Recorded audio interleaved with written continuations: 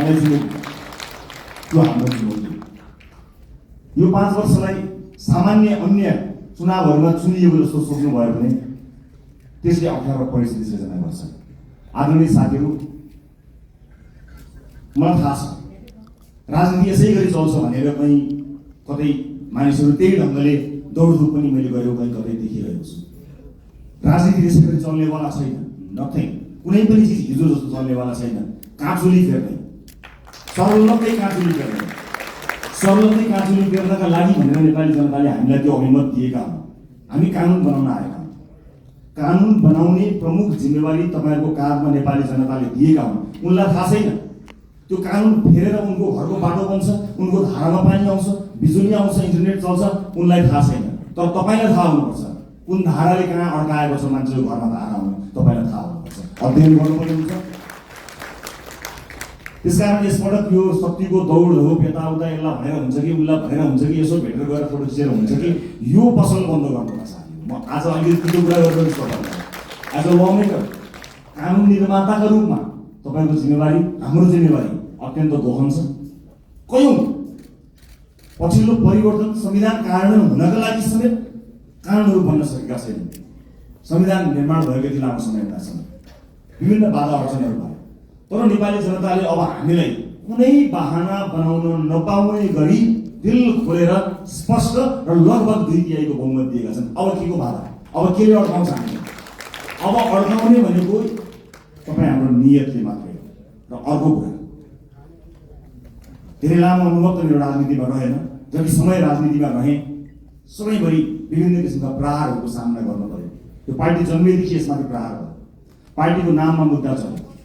यो पार्टीलाई जन्मैदेखि बुझ्ने कोसिस भयो, बचाउँदै लिएर आउन सक्यौँ। यो पार्टीको चुनाव चिन्हमा मुद्दा चल्यो। यो पार्टीको चुनाव चिन्हलाई भत्काइदिने गरी प्रहारहरू भयो स्थापित राजनीतिक दलहरूबाट, विभिन्न स्वार्थ समूहबाट, विभिन्न शक्ति समूहबाट जोगाएर ल्यायौँ। हामीले घन्टी बचायौँ, किनकि नेपाली जनताको लागि घन्टी बचाउनु पर्थ्यो, घन्टी बजाउनु पर्थ्यो। सजिलो थिएन। यो देशका सम्पूर्ण शक्तिहरू एक ठाउँमा उभिँदा पनि हामीले खुट्टा कमाएनौँ, हामी डराएनौँ, हामी हल्लिएनौँ, किनकि हामीलाई नागरिकको चेतनामाथि विश्वास थियो। एकपटक चुनाव त आओस् न अनि हामी देखाइदिन्छौँ भनेर हामीले 84 गरेका थियौँ। नागरिकले सबै हेरेका हुन्छन्, हरेक गतिविधि जनताले हेरेका हुन्छन्। जनताको चेतनालाई कसैले चुनौती दिन्छन्, जनता नै खराब भयो कि भनेर चुनौती दिन्छन्। होइन, यदि त्यस्तो हुन्थ्यो भने अघिल्लो चुनावमा हामीलाई 20-21 सिट होइन एकैपटक 2/3 दिन सक्थ्यो जनताले। तर अघिल्लो चुनावमा जनताले के भन्यो भने यी नयाँहरूलाई एकपटक हेरौँ ताकि यिनीहरू नमार्दिउन्, त्यति मात्र सिट दिउँ र पुरानाहरूलाई सचिने अवसर दिने गरी यिनीहरूलाई पनि निमेटान नपारौँ भनेर नागरिकले विवेकपूर्ण ढङ्गले मतदान गर्यो। तर नागरिकको त्यो विवेकलाई 2/3 पाएको सरकारले चुनौती दियो। शक्ति प्राप्त गरिसकेपछि आँखामा जुन पट्टी आउँछ अब त्यो पट्टी हामीले खोल्न सक्नुपर्छ। नत्र पुराना राजनीतिक दललाई नेपाली जनताले 34, 35, 36 वर्षमा पुरे तपाईँ हामीलाई 36 महिना 36 दिन पनि पुर्नेवाला छैन। यो कुरा नगर्नेवाला, किनकि जनता अब्बल चेतनामा आएको छ। अब कानुन निर्माताको रूपमा अब तपाईँहरूको दौड स्वार्थ समूहहरूको घर घरमा होइन। गुट बनाएर काङ्ग्रेस एमालेलाई जित्दैन साथी हो, कुनै गुट बनाउनु पर्दैन। घन्टीका मुनि सबै हटाउन सक्छौँ, घन्टीसँग त्यति धेरै ताकत छ, कहीँ गुट बनाउनु पर्दैन। र आफ्नो पोजिसन के हुन्छ, म कहाँ हुन्छु, मलाई के हुन्छ, पार्टीमा मेरो हैसियत के हुन्छ, संसदमा मेरो हैसियत के हुन्छ, सरकारमा मेरो हैसियत के हुन्छ, यो म केन्द्रित राजनीतिबाट बाहिर उठ्न सकिएन र देश केन्द्रित राजनीति गर्न सकिएन भने हाम्रो हकीकत पुराना राजनीतिक दलका नेताहरू भन्दा पनि बत्तर हकीकत हुन्छ। यो कुरा म तपाईँलाई डे 1 मा बताउन गइरहेको छु। त्यस कारणले आफूलाई सेन्टरमा राख्ने होइन। राजनीति आजसम्म त्यस्तै भयो। सहमति त गर्ने, राष्ट्रिय सहमति गरे जस्तो भन्दै, राजनीतिक सहमति गरेको छ भन्दै विभिन्न सहमतिहरूमा नेताहरूले आफ्नो ठाउँ सुरक्षित राखे, आफ्नो ठाउँ सुरक्षित राखे, पार्टीहरूले आफ्नो ठाउँ सुरक्षित राखे। तर देशलाई सुरक्षित राख्ने हो कि होइन, देशलाई केन्द्रमा राखियो कि राखिएन, त्यो महत्त्वपूर्ण कुरा हो। यतिखेर देश केन्द्रमा छ। देशले देखेको सपना हामीले पुरा गर्ने हो। तपाईँको र मेरो मन्त्री प्रधानमन्त्री बन्ने सपनाको भारी यो देशले, यो समाजले बोक्दैन। मेरो सपनाको भारी बोक्नको लागि यो समाज बाध्य छैन, तर यो समाजको सपनाको भारी तपाईँहरूले बोक्ने हो। त्यसका लागि तपाईँहरूलाई मत दिएर पठाएर सामान्य कुरा होइन। यहाँ शहीद आमा छिन्, ध्यान दिनु होला। कुनै पनि बिचौलियासँग साँठगाँठ गर्नुभन्दा, एक कप चिया खानुभन्दा अगाडि, उसको एक घुटको पानी खानुभन्दा अगाडि शहीद क्या हमारा सम्झिनु होला। आफ्नो छोरो चढाएर संसद छिरेपछि शहीद क्या सामान्य कुरा हो। देशमा बिचौलियागिरी बिगबिगी छ। मैले छोटो समयको राजनीतिमा जुन देखेँ त्यो अनुभव तपाईँलाई सुनाउँदैछु। तपाईँलाई विचलित बनाउन, तपाईँलाई प्रभावित बनाउनको निमित्त मानिसहरू दौडन्छन्। देशको परिस्थिति यस्तो छ कि सरकार बनेको बेलुकाबाट एउटा समूह सरकार ढाल्न सक्रिय रहन्छ। बनेको दिनबाट प्रत्येक पटक हामीले अभूतपूर्व जनमत प्राप्त गरेका छौँ। त्यो अभूतपूर्व जनमत प्राप्त गरेसँगै अब यिनीहरू बिच फाटो ल्याउन सकिन्छ कि भनेर ठाउँ ठाउँबाट प्रयास भएको तपाईँहरू हेर्नुहुन्छ होला नि। समाचारभित्रका नियतहरू पनि हेर्न सकिन्छ नि कहिले। त्यस्ता ठाउँबाट हामी बच्नुपर्छ। हामीलाई फुटाउने, हामीलाई गिराउने, हामीलाई गलत गराउनेहरूको बिगबिगी छ। हामी विरुद्ध पनि धेरै मत आएको छ, लाखौँ भोट छ नि जसले हामीलाई भोट दिएन। अन्य विभिन्न नेताहरू छन्। प्रतिपक्षीको कमी रहँदैन, विरोधीहरूको कमी रहँदैन। फरक यति हो कि हामी कति बलियो छौँ। आफू बलियो हुनुपर्छ। अरूलाई दोष लगाएर अर्काले फुटायो, अर्काले शक्ति गर्यो, विदेशीको चाल, उसको चाल, यसको चाल, यस्ता शब्दहरूलाई अब हामीले मेटाउनुपर्छ। कसैको चाल हो। हामी मिल्न सकेनौँ भने, हामी स्वार्थको बन्दी बन्यौँ भने मात्र समस्या पर्यो। विभिन्न राजनीतिक पृष्ठभूमिबाट रासपा आउनुभएका साथीहरूलाई मेरो स्वागत छ। तपाईँहरूले कहीँ कतै हेजिटेसन भन्छ नि, कहीँ कतै तपाईँले लघुतावास राख्नै पर्दैन। मलाई पुरानो पार्टी भन्छन् कि अथवा पुरानो पार्टीहरूलाई गाली गर्दा मैले अनुहार रातो पार्नुपर्छ कि केही पनि भन्नु पर्दैन। हृदय ठुलो पारेर हामीले तपाईँहरूलाई स्वागत गरेका छौँ। खालि यति हो कि पुरानो प्रवृत्तिबाट तपाईँ टकटकिएर आउनुपर्ने छ। किनकि देश त्यस्तो अवस्था गरी नचलोस् भनेर कलिला भाइ बहिनीहरूले रगत बगाएका हुन्। हामीमाथि ऐतिहासिक जिम्मेवारी छ। यो 5 वर्ष नियमित रूपमा आएको चुनाव होइन। यो त शहीदहरूले रगत बगाएर आएको चुनाव। यहाँ जथाभावी अभिव्यक्ति दिने, यसलाई मनोरञ्जनको विषय बनाउने र हल्का खुलखुलका रूपमा प्रस्तुत हुने छुट कसैलाई पनि छैन, मलाई पनि छैन। हामी देखिरहेका छौँ। तपाईँ हाम्रा गतिविधिहरू नागरिकले हेरिरहेका छन्। भोट दिएका जनताको शिर झुक्ने काम कसैको कुनै अभिव्यक्तिबाट, कुनै क्रियाकलापबाट हुनु हुँदैन। प्रत्येक भोटको इज्जत हुनुपर्छ। हो, सञ्चार माध्यममा बोल्न रमाइलो लाग्छ, आफ्नो बारेमा समाचार आउँदा रमाइलो लाग्छ, आफ्नो बारेमा वाहवाही हुँदा रमाइलो लाग्छ। सञ्चारकर्मी साथीहरू पनि यही समाजका साथीहरू हुन्, उनीहरू मित्र हुन्। उनीहरूले कहिलेकाहीँ आफ्नो पक्षमा राम्रा कुरा लेखिदिँदाखेरि आफ्नो दङ्ग परिन्छ। तर त्योभन्दा अलिकति माथि हुनुपर्छ। तपाईँले दिने अभिव्यक्तिले वैदेशिक सम्बन्धमा के प्रभाव पारेको छ त्यो कुरा याद नगरिकन तपाईँले त्यस्ता किसिमका हल्का फुल्का अभिव्यक्ति दिनुभयो भने देशलाई दीर्घकालीन रूपमा असर गर्न सक्छ। अब तपाईँ हिजोको मान्छे होइन, अब जिम्मेवार सांसद हो, जिम्मेवार राजनीतिकर्मी हो, जिम्मेवार प्रतिनिधि सभाको सदस्य हो। त्यसकारणले आफ्नो भूमिका परिवर्तन भएको छ। होइन जो कोहीलाई अझै पनि म अभियन्ता हुँ भन्ने लाग्छ, अझै पनि पुरानो पेसाकर्मी हुँ जस्तो लाग्छ, जो कोहीलाई म हिजोकै जस्तै भनौँ न यति जिम्मेवार नभए पनि सार्वजनिक अभिव्यक्ति जस्तो दिन्छु त्यस्तै दिन्छु भन्ने जस्तो लाग्छ भने you are more than welcome to live this hall. तपाईँहरू सांसदको भूमिकाबाट बाहिर जान सक्नुहुन्छ, केही पनि फरक पर्दैन। तर होइन, अब म जिम्मेवार हुँ। अब मेरो भूमिका फेरिएको छ। यो देशका कानुनहरू मैले फेर्नु पर्नेछ, कानुनहरूमा संशोधन ल्याउनु पर्नेछ, नयाँ कानुनहरू ल्याउनु पर्नेछ। मलाई मत दिएका जनताको घर घरमा खुसियाली आउनु पर्नेछ र मलाई मत दिएका जनताको चुनो बोल्नु पर्नेछ। मलाई मत दिएका जनतालाई प्रभाव पर्नु पर्नेछ। उनीहरूले मैले जस्तै अस्पतालमा उपचार गर्न जाँदा बेड पाउनुपर्छ, कसैको सोच बिना हुने कुराको महसुस गराउनुपर्छ। म तपाईँलाई अनुरोध गर्न चाहन्छु, सक्नुहुन्छ भने सकेसम्म आफूलाई सरकारी अस्पतालमा उपचार गराउनुहोस्। सक्नु भएन, इमर्जेन्सीको बेलामा मैले भनेको छैन, सक्नुहुन्छ सरकारी अस्पतालमा आफूलाई उपचार गराउनुहोस्। सरकारी सेवालाई चुस्त बनाउने हो। जनताका छोराछोरीहरूलाई जुन अप्ठ्यारो पर्छ तपाईँले मात्र सुविधा प्राप्त गर्नु जायज होइन। सक्नुहुन्छ भने म बाध्यताकारी तपाईँलाई भन्दिनँ, महसुस गर्न सक्नुपर्छ। र अर्को महत्त्वपूर्ण कुरा म यहाँलाई बताउँछु। रासपा स्थापना भएको 3.5-4 वर्ष पनि भएको छैन। यस बिचमा हामी विभिन्न पृष्ठभूमिका साथीहरू जोडिएका छौँ। राष्ट्रपाभित्र देशको अनुहार छ।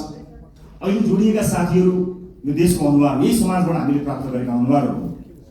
हामीभित्र कसैको विवाद पनि होला, कसैको उच्च छवि पनि होला, कसैको सामान्य किसिमको सार्वजनिक जीवन होला, कसैको उच्च किसिमको सार्वजनिक जीवन होला। जे जस्तो भए तापनि एउटा कुरा आज मैले साथीहरूलाई राखेर स्पष्ट के बताउनु पर्छ भने सरकार 2/3 छ, सङ्ख्या घट्ला अथवा सरकार बहुमतमा रहन्छ, सङ्ख्या घट्ला अल्पमतमा पर्ला भन्ने कुराको पर्वाह नगरिकन रासपाले जन्मदेखि आफ्नो विधानमा स्थापित गरेको राइट टु रिकलको व्यवस्थालाई यसपटक कडाइका साथ लागू गर्नेछ।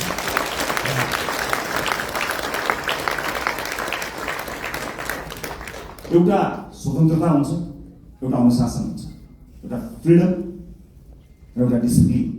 यस बिचको पातलो एउटा रेखा छ साथीहरू, त्यो रेखालाई हामीले ध्यान दिनुपर्ने हुन्छ। तपाईँको स्वतन्त्रता हनन गर्ने पार्टीको कुनै पनि उद्देश्य छैन। पार्टी सभापतिका रूपमा मेरो कुनै पनि आपत्ति छैन, तपाईँ स्वतन्त्रताको सदुपयोग गर्नुहोस्, तर अनुशासित भएर। अनुशासनका लागि पार्टीले आफूलाई स्थापित गराउँछ। पार्टीले अनुशासनका विषयमा तपाईँहरूलाई कडाइका साथ पालना गराउनेछ। किनभने परिवार ठुलो भएको छ, अनुशासित हुन सकेनौँ भने त्यसले अर्कै किसिमको एउटा अराजकता सृजना गर्छ। अराजकतालाई हामी कदापि स्वीकार गर्न सक्दैनौँ। यसै पनि विभिन्न किसिमका अराजकताबाट समाज आक्रान्त भएको यो अवस्थामा हामीले अत्यन्त अनुशासित हुनुपर्नेछ। म अघि पछिभन्दा आज अलिकति फरक चुनिएको छु होला, तपाईँले महसुस गर्नुभएको छ होला। अलिअलि पढाइका कुराहरू गर्यो, अलिअलि कारबाहीका कुराहरू गर्यो, यसले राइट टु रिकलको कुराकानी गर्यो, अलिक खबरदारी गरे जस्तो गर्यो भन्ने कुरा तपाईँलाई लागेको होला। लाग्नुपर्छ तपाईँलाई, किनकि जुन आशा र अपेक्षाका साथ नेपाली जनताले भोट खन्याएर दिएका छन् नि, त्यो ठुलो जिम्मेवारीको महसुस तपाईँलाई प्रत्येक दिन हुनुपर्छ साथी, प्रत्येक दिन हुनुपर्छ। यो देश अहिले पनि बन्दैन भने कहिले पनि बन्दैन भनेर साथीहरूले भनेका छन्, हर ठाउँमा भनेका छन्। तपाईँ भोट माग्न जाँदाखेरि आमा बाबाहरूले हुँदै के भनेका छन् तपाईँलाई थाहा छ? बाबु यो देश बचाऊ भनेका छन्। सुन्दाखेरि यो देश बचाऊ कति सामान्य कुरा पनि, कति गहन कुरो छ, कति गहिरो कुरो छ, कति ठुलो कुरो छ भन्नुहोस् त। यो देश बचाऊ हामी जस्ता सामान्य मान्छेको हातमा, निलो झन्डा फरफराउँदै हातमा घन्टी बोकेर हिँडेका हाम्रा हातमा, हाम्रा काँधमा देशका ज्येष्ठ नागरिकदेखि बालक बालिकाहरूसँगले यो देश बचाऊ भनिरहेका छन्। यो जिम्मेवारी ठुलो शक्ति हामीले प्राप्त गरेका छौँ। जति ठुलो शक्ति त्यति ठुलो जिम्मेवारी साथी हो। कृपया यो जिम्मेवारीको महसुस यहाँहरूले गर्नुहोला। म जो जहाँ जुन ब्याकग्राउन्डबाट आउनुभएको छ म सबैलाई स्वागत गर्न चाहन्छु। राष्ट्रभित्र सिङ्गो देशको अनुहार छ। यहाँ व्यापार व्यवसाय क्षेत्रका साथीहरू पनि हुनुहुन्छ, विद्यार्थी साथीहरू पनि हुनुहुन्छ, जेनजी पुस्ताका सबै साथीहरू हुनुहुन्छ, युवा साथीहरू हुनुहुन्छ, महिला साथीहरू हुनुहुन्छ, सीमान्तकृत वर्गलाई प्रतिनिधित्व गर्ने साथीहरू हुनुहुन्छ, सामाजिक अभियन्ता हुनुहुन्छ, कवि कलाकार मोडल रोल मोडल सबैजना हुनुहुन्छ, पूर्व प्रशासकदेखि लिएर सबैजना हुनुहुन्छ। यति ठुलो यो परिवारलाई समायोजन गर्नको निमित्त, यो परिवारलाई एउटै धारमा एउटै ट्र्याकमा लिएर जानको निमित्त अनुशासनको अत्यन्त ठुलो खाँचो हुन्छ। म साथीहरूलाई यति भन्न चाहन्छु, म तपाईँको मिडिया प्रेजेन्सप्रति कहीँ कतै दुःख मनाउ गर्दिनँ, तर आफू अभिव्यक्त हुनुभन्दा पहिला तपाईँले पार्टी पङ्क्तिसँग सल्लाह गर्नुहोला। तपाईँको सानो बोलीले मतदान गर्ने अर्को मानिसको चित्त नदुखोस्। तपाईँको सानो अभिव्यक्तिले देशका महत्त्वपूर्ण सम्बन्धहरूमा आँच नपुर्याओस्। देशका कयौँ गहन विषयहरू हुन्छन्, अर्थतन्त्र लगायतका विषयहरूमा तपाईँका हल्का टिप्पणीहरूले हामीप्रतिको आशा निराशामा बदलिन सक्छ। त्यसकारणले मैले एउटा अभिभावकको हिसाबले तपाईँहरूलाई सचेत गराउन खोजेको आजको यो भेटघाट कार्यक्रममा उपस्थित सम्पूर्ण साथीहरू। रासोपा परिवार विशाल परिवार भएको छ। यो सँगसँगै नेपाली नागरिकले हामीलाई ठुलो अभिमत दिनुभएको छ। यसको जगेर्ना गर्नु तपाईँ हाम्रो कर्तव्य हो। अब संसदको सेसन चलेभन्दा बाहेक तपाईँहरूको भेट जनतासँग हुनुपर्नेछ। आफ्नो निर्वाचन क्षेत्रमा निरन्तर खट्नुहोला। तपाईँको निर्वाचन क्षेत्रमा कुनै पनि मान्छेले दुःख पायो भने त्यसको सम्पूर्ण जिम्मेवारी तपाईँको हुनेछ, किनकि तपाईँलाई उसले जिताएर पठाएको हो, आफ्नो सुख पाउँछु भनेर पठाएको हो। तपाईँलाई सुख दिन होइन, तपाईँका माध्यमबाट मैले र मेरो परिवारले सुख पाउँछ होला भनेर तपाईँलाई भोट दिएर पठाएको। त्यसकारणले ठुला ठुला हल या ठुला ठुला विदेशी कार्यक्रमहरूको सेमिनारमा होइन, ती गाउँ टोल बस्ती चिया चौताराहरूमा आफ्ना सांसदहरूलाई देख्न चाहन्छु। हामी सांसद भयौँ भन्दैमा त्यो सांसद भएको ब्याचले या त्यो सर्टिफिकेटले एकाएक ज्ञान दिने होइन। अध्ययनको आवश्यकता पर्छ, ज्ञानको आवश्यकता पर्छ। र अब शक्तिशाली भएँ भनेर आफ्नो चालचलन आफ्नो व्यवहारै परिवर्तन गर्ने कयौँ साथीहरू पनि मैले देखेको छु। त्यसमा विशेष ध्यान दिनुहोला। नागरिकसँग सधैँ नजिक रहनुहोला। चुनाव त फेरि पनि आउँछ, त्यतिखेर हामीले भनेका छौँ, यसपटक हामीले इतिहास रच्ने कोसिस गरेका छौँ। हामीले नागरिकसँग करार गरेका छौँ। नागरिक हामीलाई भोट हाल्न तयार थिए, तर पनि हामीले अतिरिक्त प्रतिबद्धता किन गऱ्यौँ भने हामी कमिटेड छौँ। यसपटक परिवर्तन गरेरै छाड्ने हो, यसपटक खाँचुली फेरेरै छाड्ने हो भनेर हामीले नागरिकसँग करार गरेका छौँ। त्यो करारका अक्षर अक्षर पढ्नु होला। र तपाईँहरूमध्ये कोही यही भएकै हलहरूमध्ये नै कोही न कोही मन्त्रालय सम्हाल्ने साथीहरू हुनुहुन्छ, तर कृपया मन्त्री बनाइदिनुहोस् भनेर या मिडिया ट्रायलमा म फलाना मन्त्री भनेर त्यस्तो चिजलाई बन्द गरिदिनु होला। किनभने अहिलेसम्म केही पनि भएको छैन। पार्टीले क्याबिनेटमा कसलाई पठाउँछ भन्ने कुराको निर्णय आज यतिखेर तपाईँसँग हुँदासम्म हामीले गरेका छैनौँ। पार्टीले सही निर्णय गर्छ। कसैलाई तपाईँले भन्नु पर्दैन। हामीलाई थाहा छ, तपाईँहरूको दिव्यता थाहा छ, तपाईँहरूको क्षमता थाहा छ। कयौँ साथीहरू देखिएको देखिए गर्नुहुन्छ, कयौँ साथीहरू छेकिएको छेकिए गर्नुहुन्छ। पार्टीले छेकिएका साथीलाई पनि हेरिरहेको छ।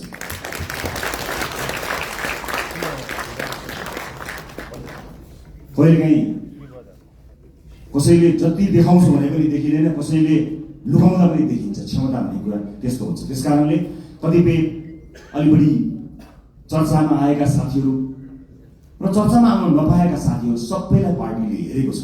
कयौँ विषयका विज्ञ साथीहरू हुनुहुन्छ।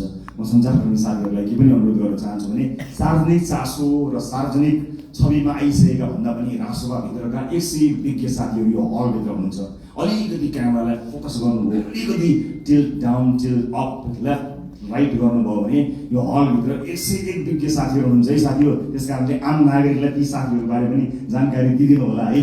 चलेका, देखिएका, सुनिएका साथीहरू त सधैँ हुनुहुन्छ, त्यहाँतिर पनि अलिकति ध्यान दिनुहोस् ताकि नागरिकले थाहा पाउन् कि राष्ट्रवादीहरू यस्ता मान्छेहरू पनि रहेछन् भन्ने कुरा। यो मेरो सञ्चारकर्मी साथीहरूको उल्लेख्य उपस्थिति भएको हुनाले मेरो विनम्रपूर्वक यहाँहरूलाई गरिएको अनुरोध हो।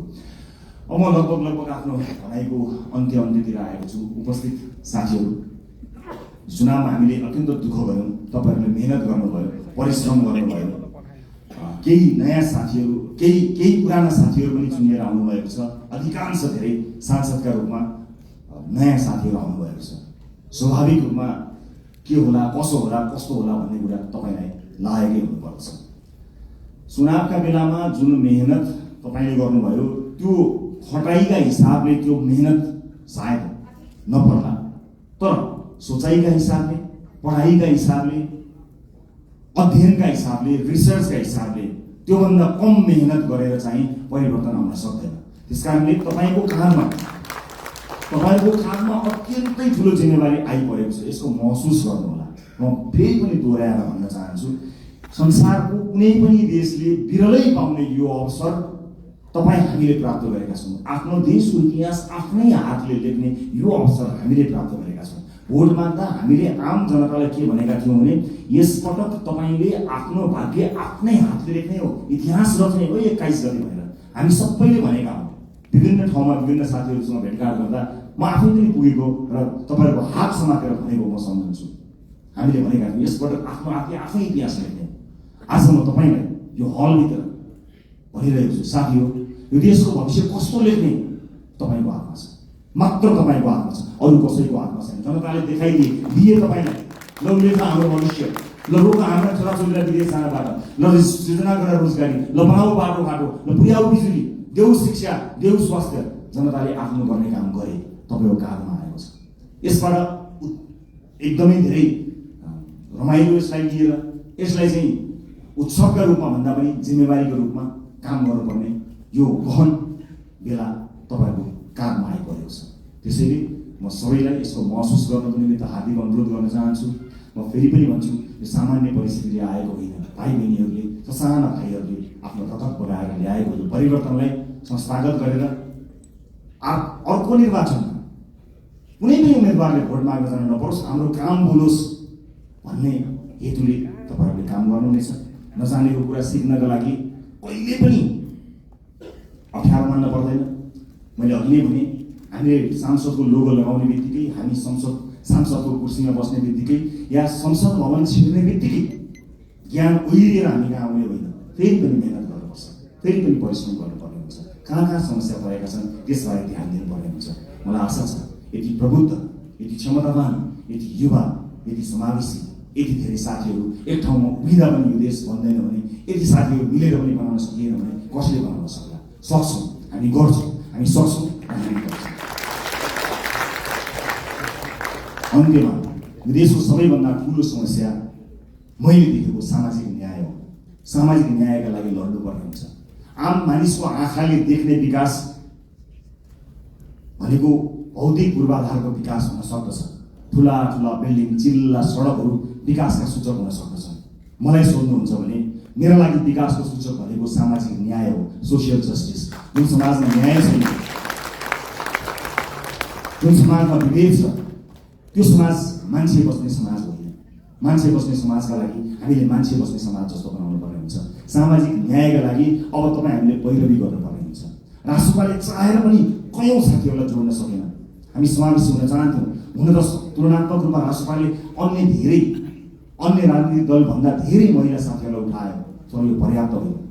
म दुःखका साथ क्षमा याचना गर्दै भन्छु, हाम्रो पार्टीभित्र राई लिम्बू समुदायको प्रतिनिधित्व यो पालि प्रतिनिधि सभा हुन सकेन। सभापतिका हिसाबले म क्षमा माग्न चाहन्छु र म विश्वासका साथ भन्न चाहन्छु आगामी दिनमा समावेशिताको यो महत्त्वपूर्ण कडीलाई प्राथमिकताका साथ अगाडि राखेर अगाडि बढ्नेछौँ। म विश्वास दिन चाहन्छु। यही हलबाट तपाईँहरू भोलि मन्त्रीका रूपमा आसीन रहनुहोला। म तपाईँलाई स्पष्ट पार्न चाहन्छु, तपाईँले शक्ति आर्जन गरेर भोलि बजेटमा आफ्नो क्षेत्रमा बजेट सोरेर लानुभयो, कर्णालीलाई रहनु भयो, मधेसलाई रहनु भयो, सुदूरपश्चिमलाई रहनु भयो भने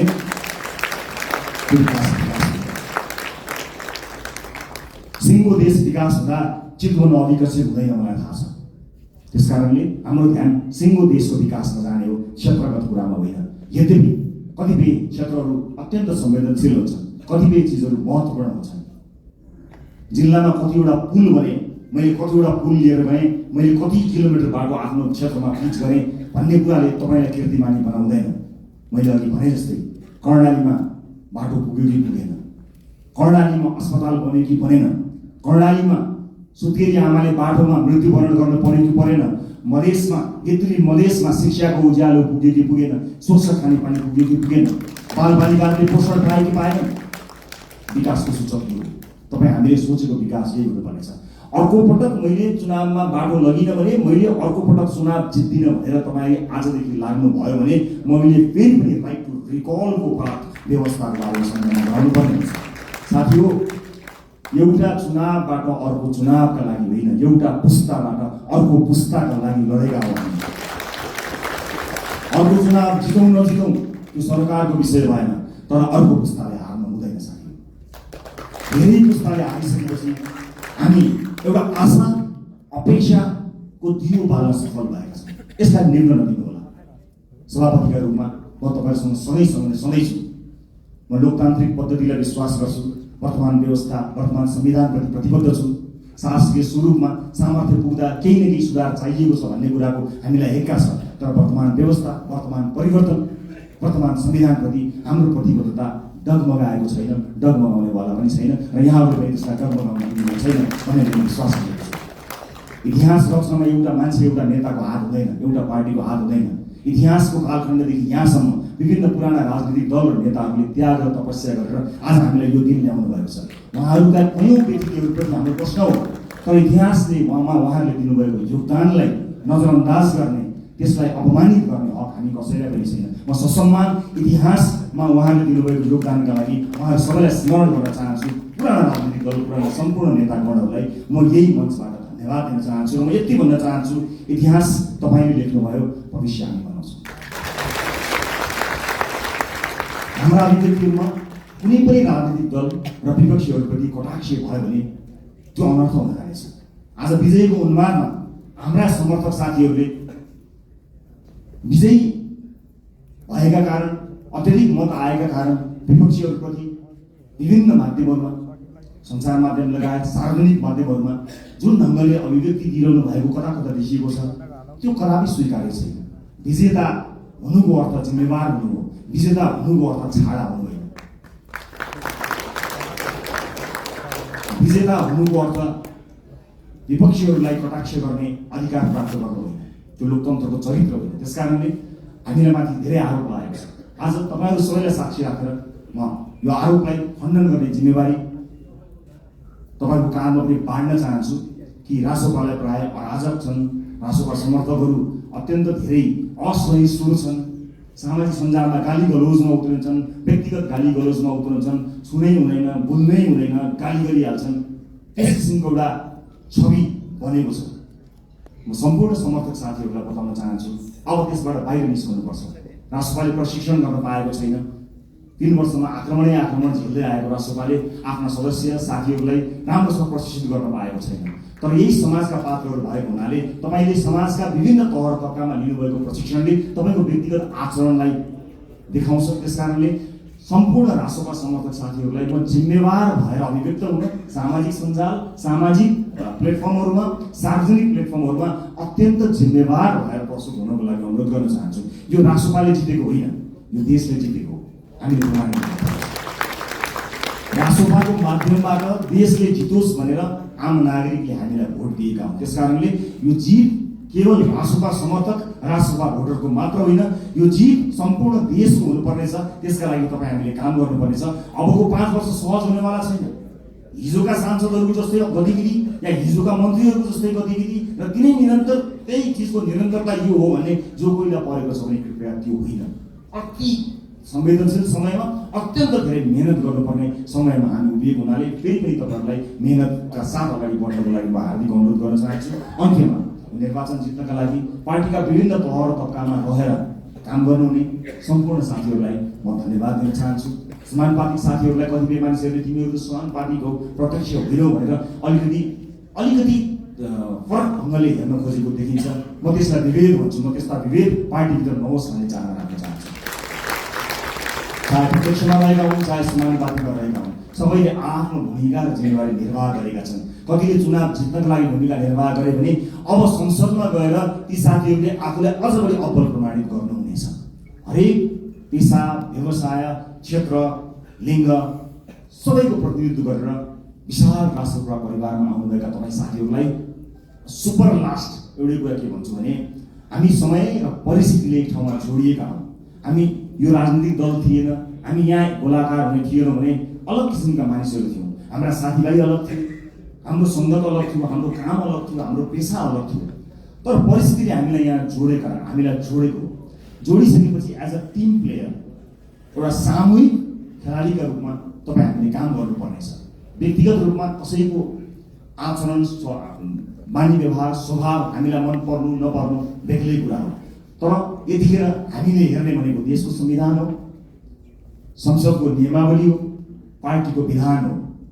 तपाईँलाई व्यक्तिगत जीवनमा जुन किताब पढ्न मन लाग्छ पढ्नुहोस्, तर हामीले पढ्ने यिनै किताबहरू हुन्। यिनै किताबभित्र हामी एकबद्ध भएर देशको संविधान मानेर, पार्टीको विधान मानेर, विभिन्न नियमावलीको अधीनमा रहेर एकै ठाउँमा एउटा टिम भएर काम गर्नुपर्नेछ। त्यसकारणले व्यक्तिगत इच्छा आकाङ्क्षा, व्यक्तिगत लाइक डिसलाइक, व्यक्ति मन पर्ने मन नपर्ने कुराहरू गौण रहन्छन्। मैले अघि पनि भने तपाईँको चाहना, तपाईँको सपनाको भारी यो देशले बोक्ने होइन, वर्षौँदेखि यो देशले देखेको सपनाको भारी तपाईँ हामीले मिलेर बोक्ने।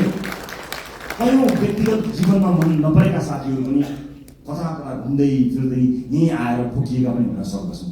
यतिखेर हामीले आफ्नो विवेकको अत्यधिक प्रयोग गरेर मुलुक र जनताप्रति वफादार, इमान्दार र जिम्मेवार भएर काम गर्नुपर्नेछ। म यहाँहरूको सुखद राजनीतिक भविष्यको शुभकामना व्यक्त गर्न चाहन्छु। फेरि पनि निर्वाचनलाई यति ठुलो परिणाममा ल्याउनको लागि काम गर्नुहुने पार्टीको अग्रपङ्क्तिबाटदेखि अन्तिम पङ्क्तिसम्म काम गर्नुभएका सम्पूर्ण साथीहरूलाई धन्यवाद दिन चाहन्छु। मतदाता साथीहरूलाई धेरै धेरै धन्यवाद दिन चाहन्छु। देशका निजी क्षेत्रलाई म आश्वस्त पार्न चाहन्छु कि तपाईँहरू कहीँ कतै पनि विचलित नहुनुहोला। तपाईँहरूले निर्धक्कसँग काम गर्न सक्ने वातावरण हामी बनाउँछौँ। विदेशमा लगानी ल्याउनको निमित्त विदेशमा रहेका नेपाली डायस्पोराका साथीहरूलाई म यही मञ्चबाट आह्वान गर्न चाहन्छु, आउनुहोस्, मिलेर काम बनाऊ। देश निर्माणको यो महान अभियानमा तपाईँको साथ हामीलाई चाहिएको छ। सँगै मिलेर हामी त्यति बसाल्ने सङ्कल्प गर्न सक्छौँ। अन्तर्राष्ट्रिय समुदायलाई पनि म यति भन्न चाहन्छु कि नेपाल लगानी गर्नका लागि सुरक्षित देश छ। तपाईँ र तपाईँको लगानी यो देशमा सुरक्षित हुन्छ। निर्धक्क हुनुहोला, कुनै किसिमको बाधा अड्चन हुने छैन। तपाईँलाई कुनै अमुक नेता वा पार्टीले संरक्षण गर्दैन, तपाईँलाई देशको नीतिले, हाम्रो नीतिले संरक्षण गर्नेछ। नीतिगत रूपमा तपाईँ हामी संरक्षित हुनेछौँ। देशको विश्वविद्यालयहरूले काँचुली फेर्नुपर्नेछ, उद्योग कल कारखाना चल्नुपर्ने हुनेछ, देशमा कामधन्दा निरन्तर चल्नुपर्नेछ, इम्प्लोइमेन्ट क्रिएट गर्नुपर्नेछ। यी यावत जिम्मेवारीहरू पुरा गर्नको निमित्त हामी सक्षम भएर काम गर्नेछौँ। मुलुक नयाँ मान्छेहरूको हातमा गयो, कहीँ अप्ठ्यारोमा पर्छ कि लोकतन्त्रको खतरामा पर्छ कि कहीँ कतै अलिकति अधिनायकवाद आउँछ कि जस्ता जुन शङ्का भ्रम या आशंकाहरू कहीँ कतै भएको छ, म सबै चासो राख्ने सरोकार राख्ने सबैलाई बताउन चाहन्छु कि मुलुक राम्रो हातमा छ। We will handle it with care. हामी यसलाई एकदमै केयरफुली जनताले दिएको मतलाई अत्यन्त प्रेमका साथ, अत्यन्त सौहार्दका साथ, करुणाका साथ र अत्यन्त चनाखो भएर हामी काम गर्नेछौँ। सुशासनमा नयाँ मानक स्थापना हुनेछ र मुलुकलाई आर्थिक समृद्धिको बाटोमा हामी निरन्तर लिएर जानको निमित्त अहोरात्र काम गर्नेछौँ। हस्, फेरि पनि यहाँलाई यो उपस्थितिका लागि, यो विजयका लागि र यो प्रतिबद्धताका लागि धेरै धेरै धन्यवाद दिन चाहन्छु। तपाईँ हामी सबैको जय होस्। जय देश, जय मन्दिर।